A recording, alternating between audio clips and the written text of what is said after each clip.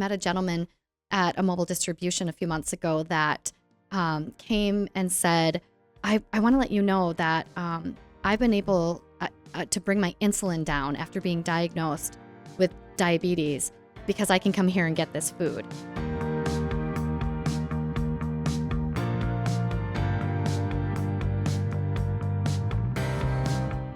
Hi, everybody. Welcome to our new podcast, 50 Faces of Feeding South Dakota, that we are launching this year in recognition of our 50th anniversary.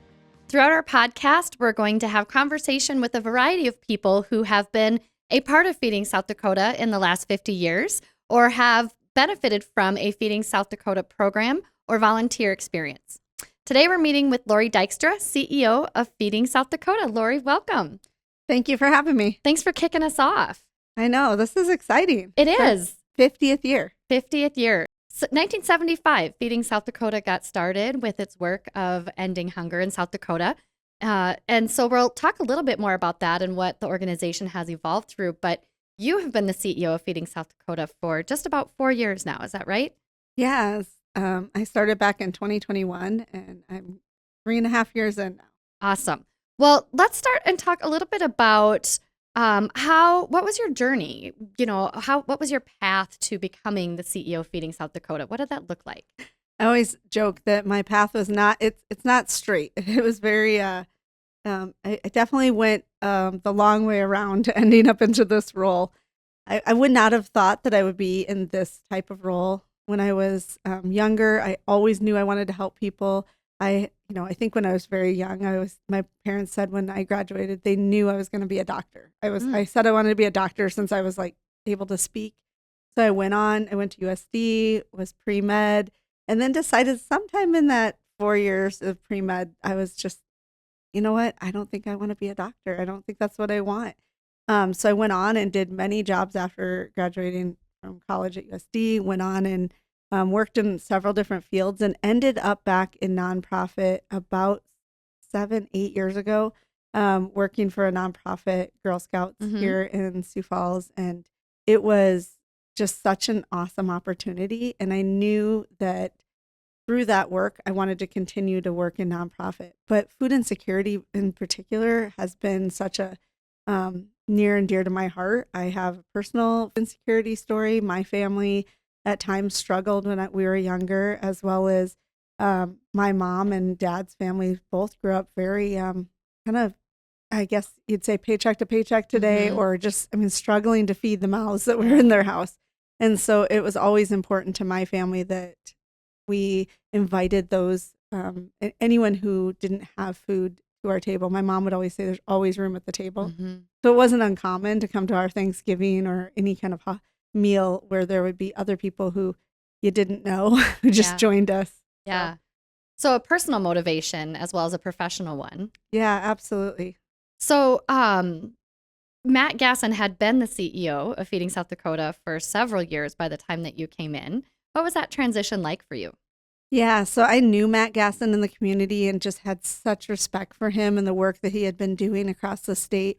And so he had been here for 22 years prior to me coming in, and he really built this organization.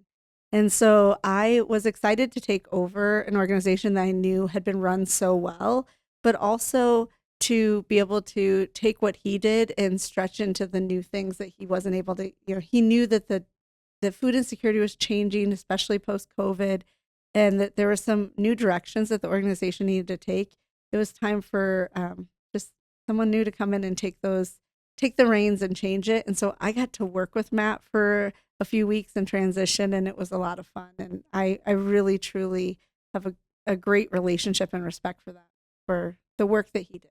So as someone that's fairly new to the organization, and you think about 50 years of the organization being in place. So in 1975, there was a recession that was coming to an end, not quite seeing the light between that right now.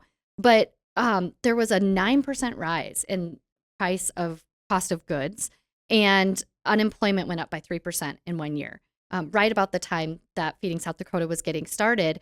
And actually, we talk a lot about this when we talk about the guests and the neighbors that we serve. But at that time, the number of of people who had exhausted their unemployment benefits. So unemployment rate went up, had exhausted their benefits, doubled in that year. And, we talk often about how anybody is one lost job, one medical emergency, one unknown expense away from potentially experiencing food insecurity. And so tell us a little bit about what you know about the history of the organization as somebody who's fairly new. Like, what hit on some of like the really high points. So 1975, coming out of a recession, unemployment's up, people have exhausted their benefits, costs of things are high. Obviously, these communities saw that there was a need to fight hunger. And so they began the work and started here in Sioux Falls, right? Yeah, the Sioux Falls Ministerial Association started the first food pantry in 1975 here in Sioux Falls. And I mean, you think back to that now, and then, not too long after, I think it was around 1983, the Black Hills Regional Food Bank started with the purpose of getting food to different agencies.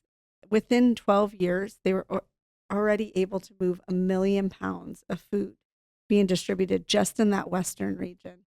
And you think about now how much food we move across the state, but that was pretty impactful. In just a short amount of time, they were able to move so much food. Yeah, because last year it was 14 million pounds of food that Feeding South Dakota distributed across the state. So in 50 years, that's a really big jump. And 14 million isn't even the peak. During COVID, it was at around 17 million, I think, pounds of food that we distributed across the state. And so let's go back and talk a little bit more about, I keep using the word food insecurity, and there's a difference between food insecurity and hunger. Tell us a little bit about what that difference is. So food insecurity, so hunger, we all know what hunger is when you're physically hungry, but food insecurity is not having access to nutritious options of food, right? So I think that having the availability of nutritious food to really help you thrive and to be healthy. And then also when we talk about food insecurity a minute ago, you just hit on sort of the rise in costs and the inflation stuff that was happening at that time. But when you think about that, really, food insecurity can be situational, right? It doesn't have to be. I think people think sometimes, is it chronic? Is it that person who's at your food line every week? But we talk a lot about how it's situational. It could be that you lost your job or inflation hit you, and now you see yourself and your family in a food line. But next month, maybe you don't need us. But we're here for all of those opportunities. Or maybe you had a medical situation and it just set you back. And it even expands into rural, like just access if your grocery store in your town closes and now you have to go 40 to 60 miles to get to a grocery store, that can contribute to food insecurity. Or if you're in an area that you have access to food, but it's not the healthy food or the nutritious food. I met a gentleman at a mobile distribution a few months ago that came and said, I want to let you know that I've been able to bring my insulin down after being diagnosed with diabetes because I can come here and get this food. And, he said, I can't afford to buy the kind of food I need to buy to treat this disease that I have. So I'm grateful that I can come here. And that's the importance about food insecurity versus, hunger, is that, you can fill your stomach with many things when you're hungry, but it has to be the right things too, not just food. Yeah. And I think in those rural communities, the way that we were able to really support them over the years, I think it kind of started, when you're going back in history and you look at, I think in 1997, the Black Hills Regional Food Bank became a member of America's Second Harvest, which is now known as Feeding America. Mm-hmm. And the power of that network to be able to get more food from the network, to get it into the rural communities of across the entire country, but specifically here in South Dakota, was pretty impactful. So that was a pretty big moment for the organization and for our state. And that's how we are able to get some of the fresh produce. I mean, I don't see very many orange trees around South Dakota. No. but by being able to access extra oranges that Florida may have or Georgia may have through that Feeding America network, we can get that fresh fruit or that fresh produce here for our neighbors facing hunger. Yeah, that's just one piece of the partnership of Feeding America. But I think that when you think about partnership and being able to do more with less resources or stretch our resources, just like our families are stretching their dollars, the organization. So in 2004, the Black Hills Area Community or Black Hills Regional Food Bank and the Sioux Falls Food Pantry decided to merge. Their boards got together, and when that started to happen and really connected the resources across the state, it allowed us to be able to more effectively feed more people in all 66 counties. And so that's us using our resources more wisely.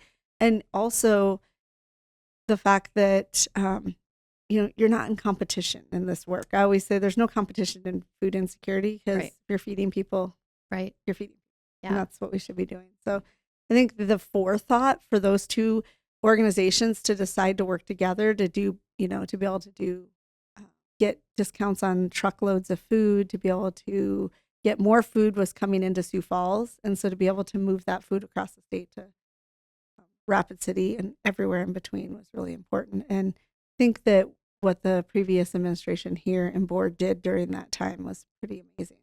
So you mentioned the food bank and the food pantry combined, and many people hear that is the same terminology, right? Food bank, food pantry, but they're two very different things, right?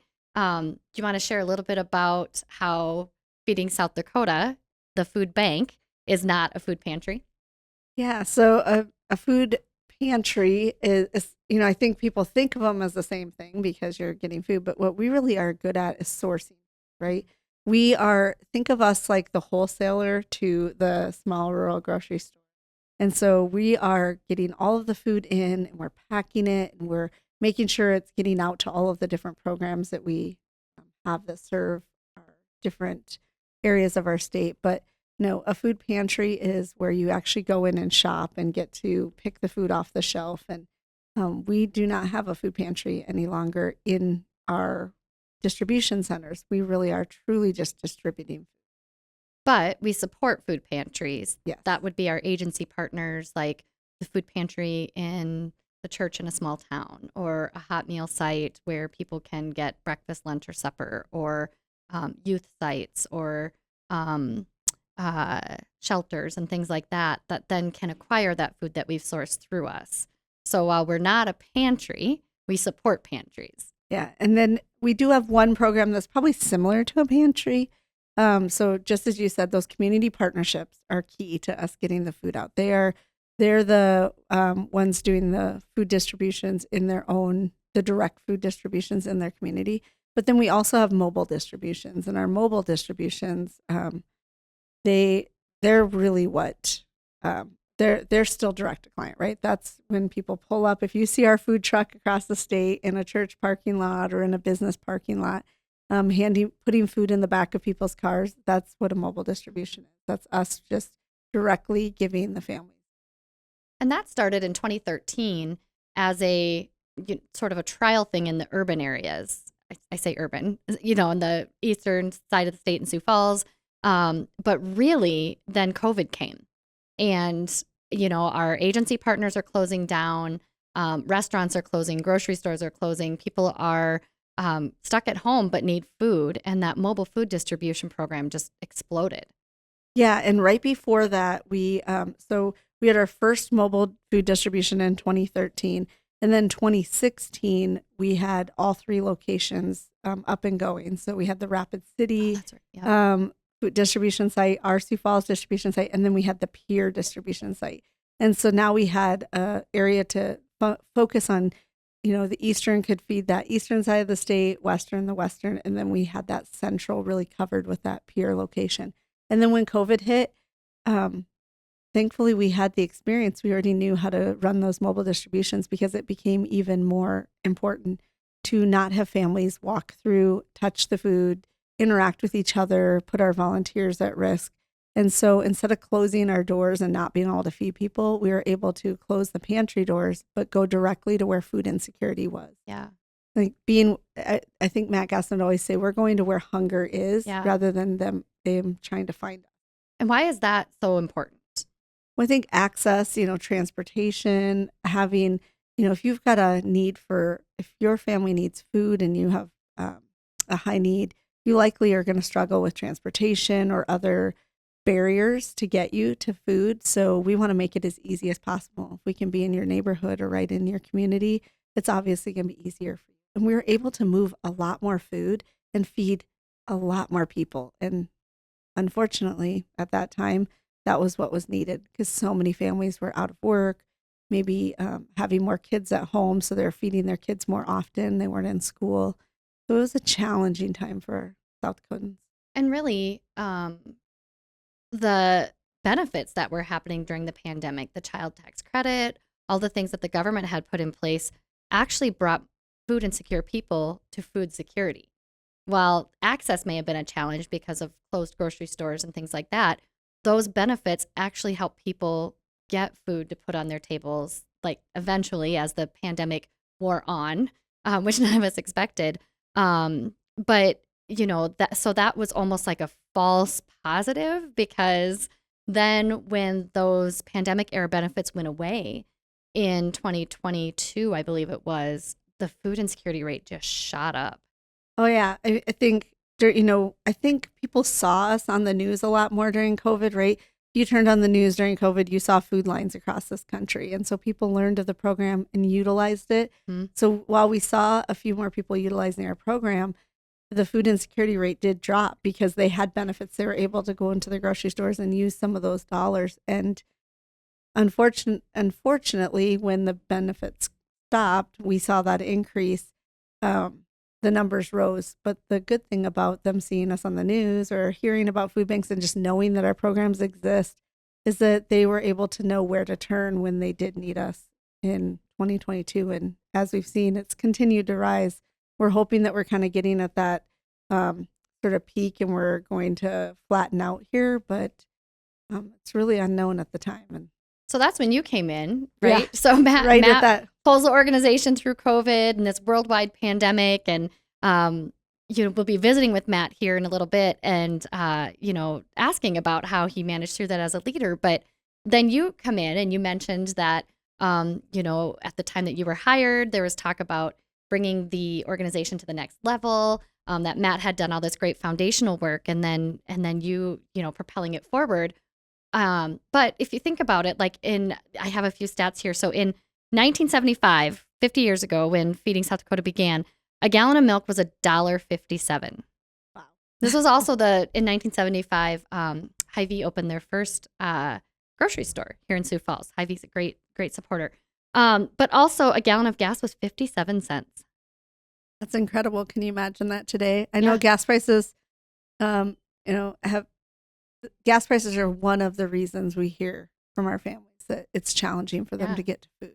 So that's a big jump. And they didn't have food insecurity rates from 1975. But I think we can tell by just the history of the organization and the driving force between opening these two, food pantry and food bank that are for the purpose of providing food, that there was definitely a need. But also, you think about things like I-90 was finished in 1975. Like the main line of connection from east to west was finished in 1975.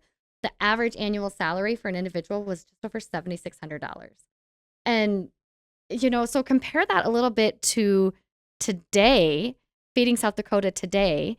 So Lori Dykstra comes in, new CEO, just, still coming out of COVID. The model of service has shifted to this mobile distribution model, getting into more communities, doing great work in that aspect. But food security numbers keep going up. The cost of things keep rising. Even as a food bank with our purchasing power, we're not getting milk for $1.67 Oh my gosh, no. a gallon. So, what has that evolution looked like, and how has that been a challenge for you? Yeah, I remember as Matt was going out thinking, I just still remember as Matt was going out thinking, how are you going to take this and move it forward when the numbers just continue to rise? I think one of the things we were able to do is take a step back in 2022, so from 2021 to 2022, and take a look at our programs and really evaluate what was effective and what is working, what isn't working. The programs were great, but we knew that we needed to look at things different. When you think about something like the backpack program that we have for Yeah. children, one of our child hunger programs, the backpack feeds the kid, but likely that kid's going home to a house that doesn't have food, and so they're sharing that backpack with their family. And so we knew that wasn't going to solve the challenge of food insecurity in that family. We needed to feed the whole family. And so we had to start looking at how do we take our programs and really start to evolve them where we're connecting that household to holistically to all of the opportunities to get food and to feel like food insecurity wasn't an issue in their household anymore. And so that's challenging in urban areas where you have access to food on any given day. I mean, you can get a hot meal in Sioux Falls or Rapid on any given day. But when you go out into our rural communities like Kimball, South Dakota, or name any small town in rural South Dakota, they may only have access to our food distribution truck 1 to 2 hours a month. So they don't have that 1 to 2 hours off of work either. They may not have any other access. They have to drive pretty far to get food access. So we wanted to just really take a look at how do we create more equitable access to food in every inch of our state, no matter where you're at. And so we did a lot of evaluating over these last couple of years, and we're looking at it a little bit differently now.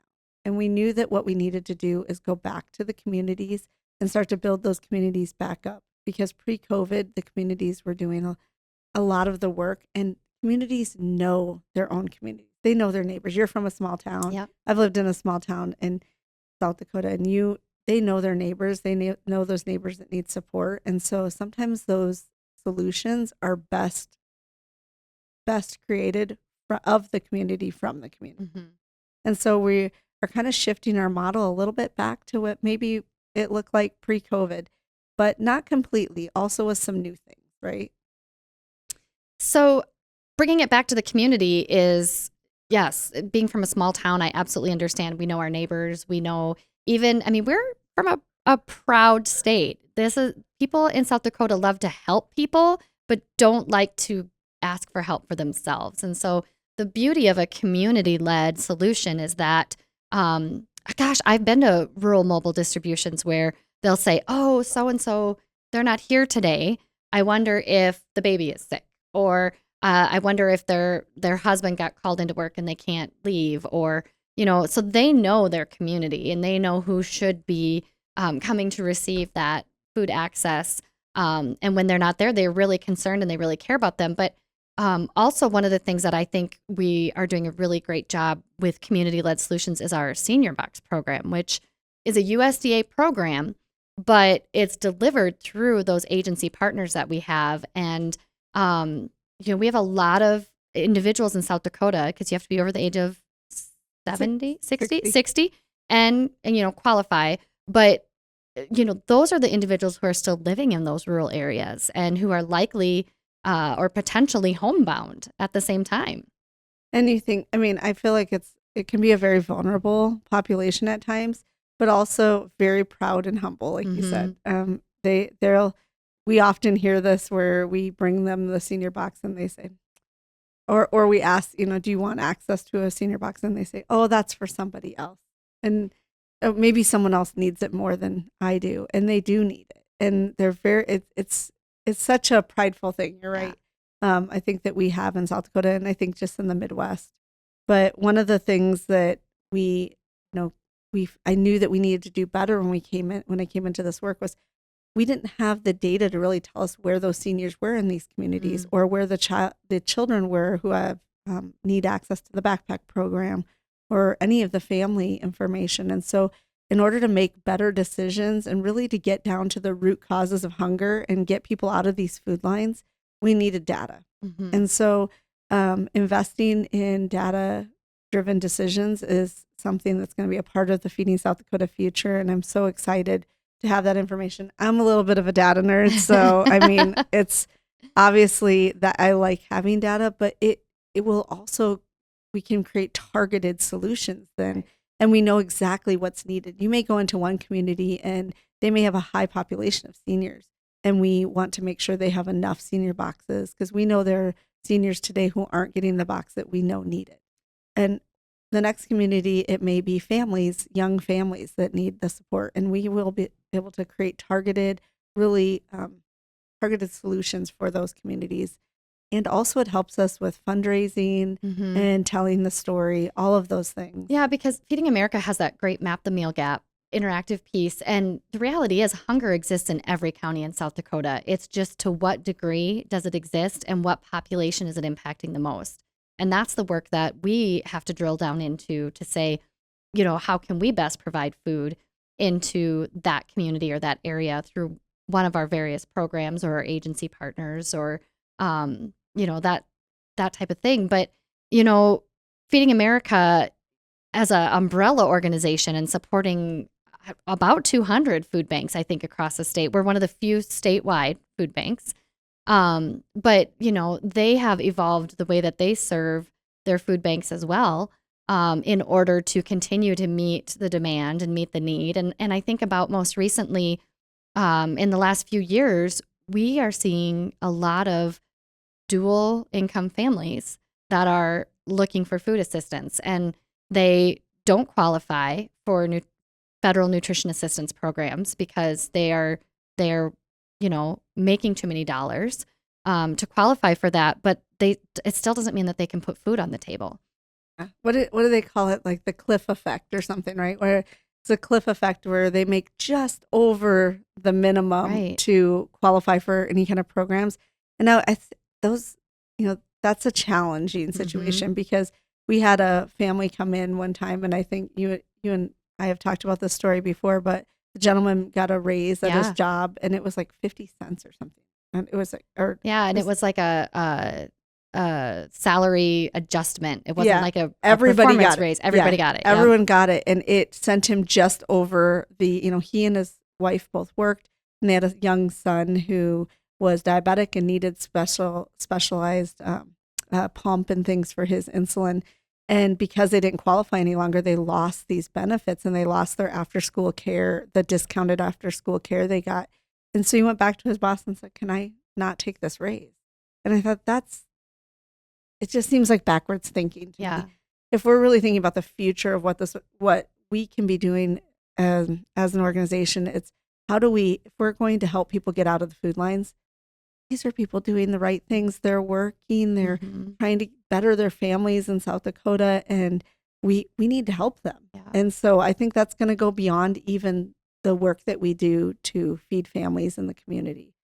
So think about 2050, 25 years from now.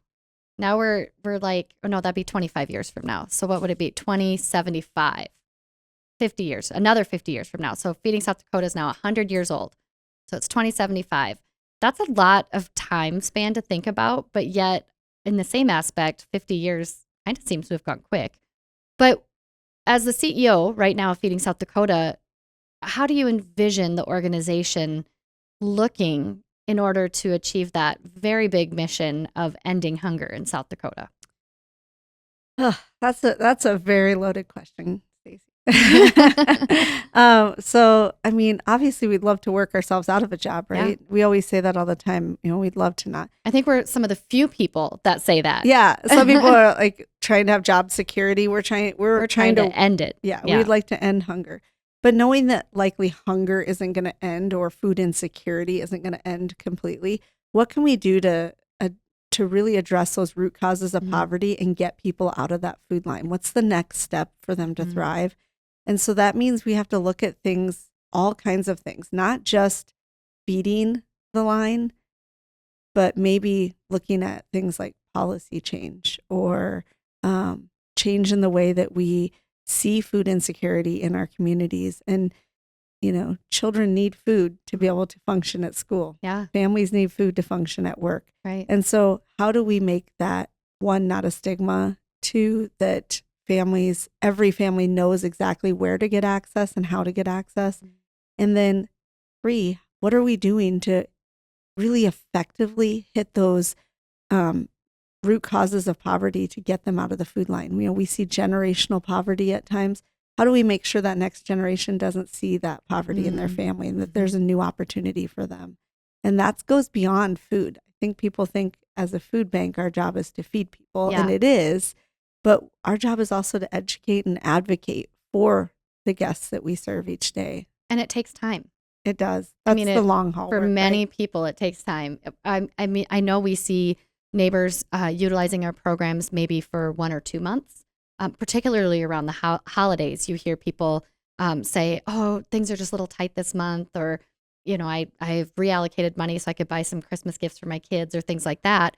And so they may just use it temporarily for whatever situation they're in, or there may be people who have used it for quite a while because their situation is a greater challenge than something, like increased expense over the holidays. And so it's not a snap your fingers and we can solve food insecurity. Otherwise, we wouldn't have the issue. But beyond South Dakota, it exists in every county of the nation. And so this is something that we have to work on as a movement through Feeding America and other food banks, and also as a state and a community, because it's everybody working together. It's not Feeding South Dakota doing the work alone. Yeah, I think that's the power of the network of Feeding America, is that we have this, entire, it's like you said, movement behind us that can help with the resources, come in with the resources that we need. But really, coming back to Feeding South Dakota, we do this work in South Dakota with our neighbors helping us and our neighbors helping neighbors. Yeah. And we couldn't do it without, our volunteers, right? Absolutely. Our volunteers are such a key piece of this work. And I think last year, I can't remember the amount of hours that just the amount of hours that volunteers were either packing boxes or doing other work for us. I think it was the equivalent of 23, 24 full-time employees. Yeah. And that's just not something as a nonprofit we could afford. No.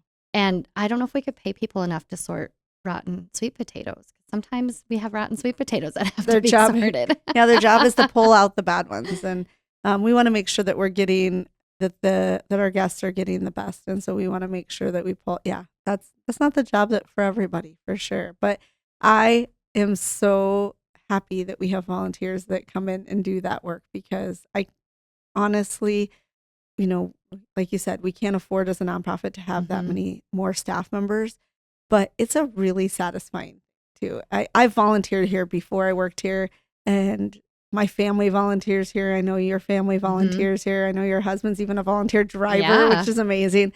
And they'll they love it. They enjoy it. And I had somebody that came to drive, and they were actually going to pull our trailer over to Rapid City with food in it. And I arrived in the morning, and they were hooking up their own truck, and they were taking a picture. And he said to me, I can't wait to send this to my family to show them what I'm pulling today, because he was so happy to be pulling for Feeding South Dakota. And I think that's the great thing about our volunteer program and how that has evolved. And I think it will continue to evolve, is the variety of opportunities.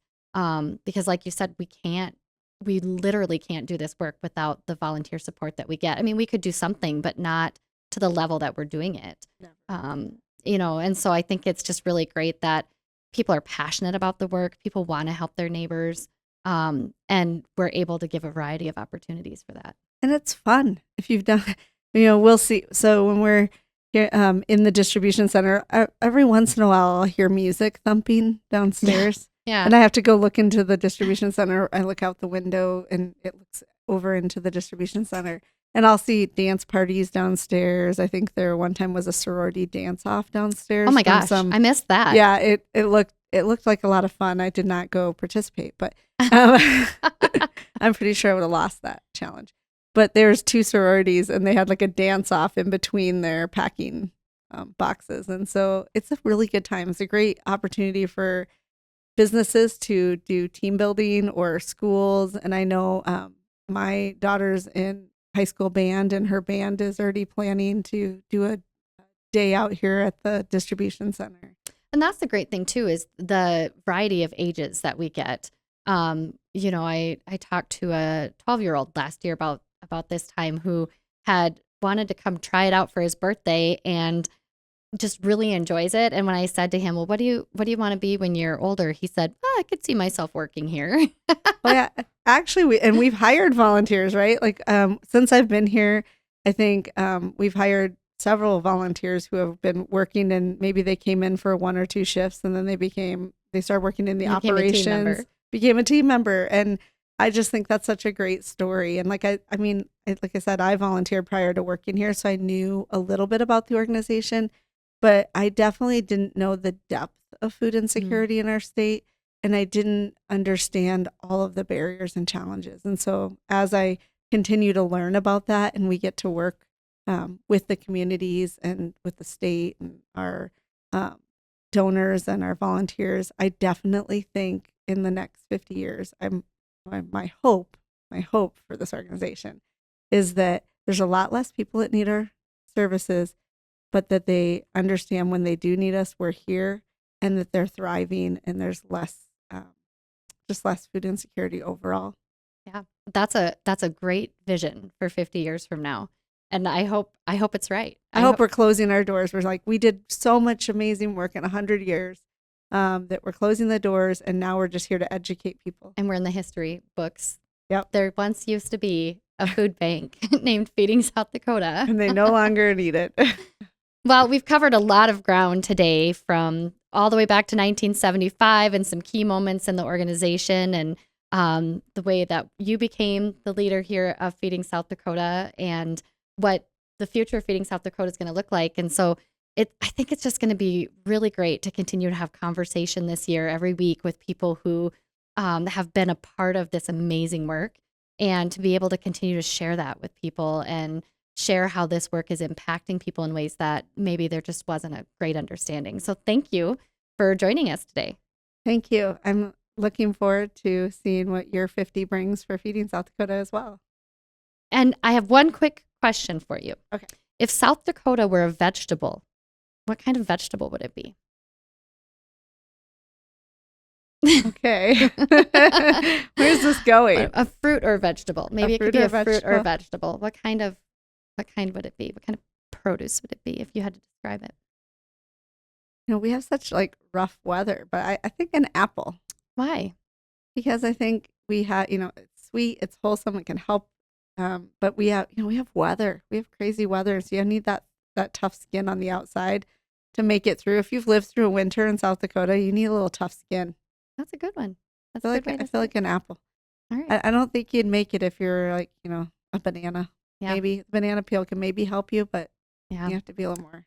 And we don't want to be quite that squishy on the inside. No, we have to be tough to be. South Dakotans are strong. We're not that soft. We're strong. Yeah. Sturdy. We're sturdy like an apple. Yes. Maybe a little tart like a green apple. Maybe. Some of us are a little tarter than others. Thank you for joining us for our first episode of 50 Faces of Feeding South Dakota. Be sure to check us out every week as we air our podcast and have conversation with even more people across the state who have been an impact to Feeding South Dakota.